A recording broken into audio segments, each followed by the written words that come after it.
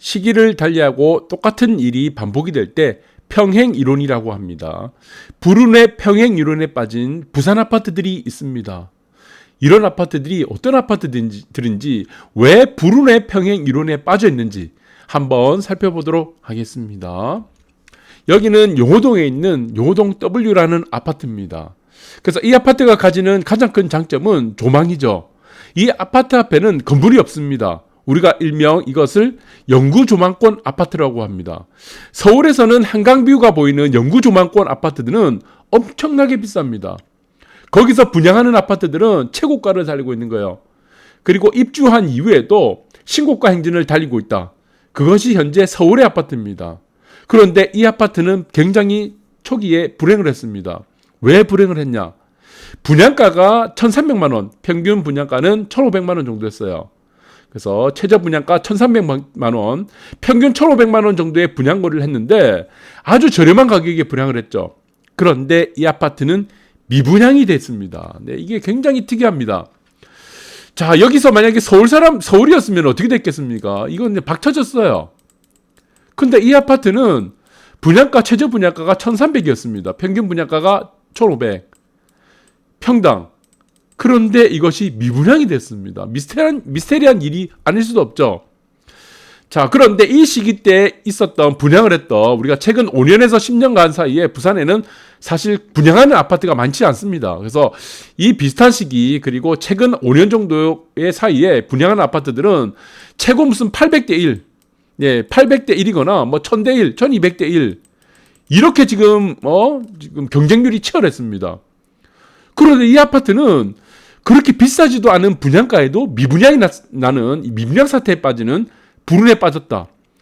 그런데 이 아파트뿐만이 아닙니다. 지금 여기 아파트가 출발로 해서 지금 대자뷰가 나오는 거예요. 대자뷰가 나오기도 하고 그리고 여기서 평행이론이 또 등장합니다. 어떤 평행이론입니까? 불운의 평행이론 등장합니다. 시기를 달리하고 똑같은 일이 또 벌어지기 시작합니다. 그래서 이 아파트는 자 여기 경치가 좋습니다. 아주 좋죠. 이 건물 앞에는 아무 건물도 없죠. 완전 영구 조망권이죠. 해안일선 아파트입니다. 한강일선 아파트가 전국에서 가장 비싸듯이 광안대교 조망권이 보이는 해안일선 아파트가 가장 비싸야 되는데 어떻게 된 것인지 부산에서는 미분양 사태가 나버렸다. 그리고 광안대교 조망권이라든가 해안일선의 아파트가 아닌 조망권이 없는 아파트들은 오히려 무슨 몇천 대 1, 뭐 기본 뭐 800대 1, 거제레이브 카운티 같은 경우는 800대 1, 뭐 기본이 그냥 수백 대 1이에요. 희한한 일이 아닐 수 없죠. 그리고 다음 아파트 한번 보겠습니다. 이 아파트는 여러분들 너무나 잘 알 거예요. LCT 아파트입니다. LCT. 전국에서 모르는 사람이 없는 이 아파트가 미분양이 돼버렸습니다.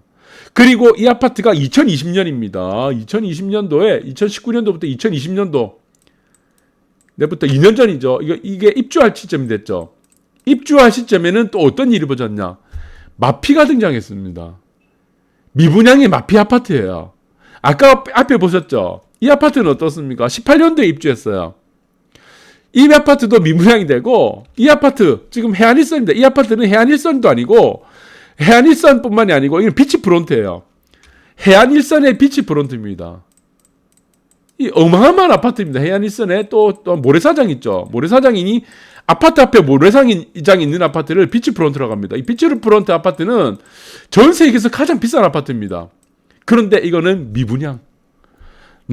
입주 포기하는 사태까지 벌어지는 어마어마한 일이 벌어졌다. 그래서 또 여기서 평행이론이 등장하는 겁니다. 시기는 다르지만 어떻게 부산에서는 해안일선 아파트, 이 아파트 앞에는 건물이 없습니다. 이 앞에 보이죠? 건물이 없죠. 모래사장이죠. 앞에. 모래사장이고 바다예요. 그런데 이런 아파트들은 부산에서는 모조리 지금 미분양이 사태가 벌어지는 일들이 지금 생겨나고 있는 겁니다. W를 시작해서. 그래서 그 다음에 보시면은 이 아파트 모래사장이죠. 앞에 없죠. 진짜 깔끔합니다. 아주 조망이 뭐 간섭 조망이 아닌 한마디로 그냥 영구 조망.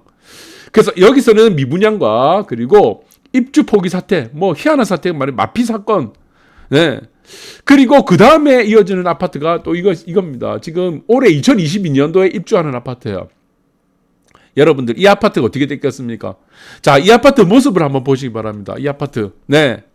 영구 조망권 아파트입니다. 해안일선 아파트예요. 해안일산 아파트인데 이 아파트 어떻게 됐냐? 네.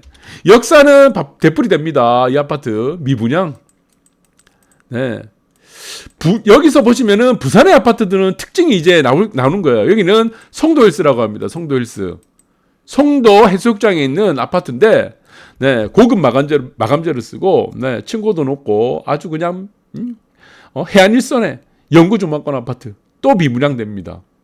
그러니까 여러분들 제가 평행 이론이라고 했던 거는 무엇이라고 했습니까? 시기는 다르지만 똑같은 일들이 반복된다고 했죠. 반복되고 있는 거예요. 그러나 이런 아파트들이 미분양을 할 때 조망이 없는 아파트. 그래서 부산 사람들은 사실 조망을 그렇게 좋아하지 않습니다. 이제까지를 보면 조망이 없는 아파트는 뭐 1200대 1이에서 아까도 보셨지만 800대 1이 기본이야. 박혀지는 겁니다. 서로 들어가겠다고. 앞에 조망이 없는데도. 그런데 조망이 있는 아파트는 다 미분양 사태가 벌어지는 이러한 웃지도 못하는 희한한 일들이 계속적으로 반복이 됐다. 그래서 이것이 불운에 빠졌다라고 보는 거예요. 부산 아파트들은. 어떻게 화려한 조망만 나오기 시작하면은 다 미분양 사태 되는 겁니다. 그래서 앞으로도 예측할 수 있겠죠. 왜? 또 평행 이론에 빠지니까. 그러니까 그러면 이제 앞으로 해안일선에 있는 아파트가 또 등장하겠죠. 거기가 어딥니까? 지금 남아있는 곳이 이제 몇 군데 없습니다.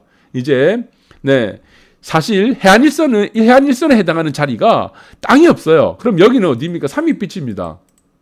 삼익빛이 어떻게 되겠습니까? 여러분들 답 나오죠? 삼익빛은 100% 미분양입니다. 이거 100% 미분양. 우리는 계속 역사적 변동성이 그리 왔으니까. 부산은 완벽한 조망이 나오는 아파트는 다 미분양이 됐으니까. 그러면 앞으로도 마찬가지라는 얘기입니다. 삼익빛은 100% 미분양이 될 것이다.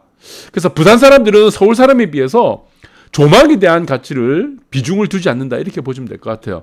그러면은 여기도 앞에 있습니다. 네, 여기 밑에 보시면은 제가 빨간색 칠게요. 여기 삼익빛이에요.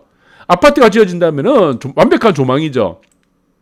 광안대교권 조망이 펼쳐집니다. 이쪽으로도 되고. 그리고 마찬가지로 그 옆에 협진태양이라는 아파트 있습니다. 여기는 또 어디입니까? 비치프론트죠.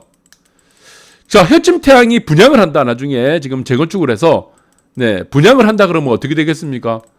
100% 이거는 미분양입니다. 이거. 네, 부산은 항상 영구조망권 아파트 그리고 해안일선 아파트는 미분양이 100%라는 이러한 공식이 성립하는 곳이다. 여러분들 이렇게 보시면 될 것 같습니다. 그래서 여러분들은 이 전략을 좀 잘 세우는 것이 저는 좋다고 봅니다. 이제까지 이어졌던 이러한 역사적 변동성에 기초하게 된다면은 보셨죠? 제일 처음에 우리가 W 완벽한 영구조망권, 그 다음 LCT, 그 다음에 송도헬스, 그 다음에 이건 다 미분양했습니다. 다 미분양했고, 그 다음에 여기서 보시면은 삼익빛이, 그 다음에 협진태양, 이들 아파트도 미분양이 쓰여질 가능성이 높기 때문에 여러분들 전략만 잘 세우게 된다 그러면은 뭐 마피도 되겠죠. 우리 뭐 LCT 마피였잖아요. 예, 마이너스 P.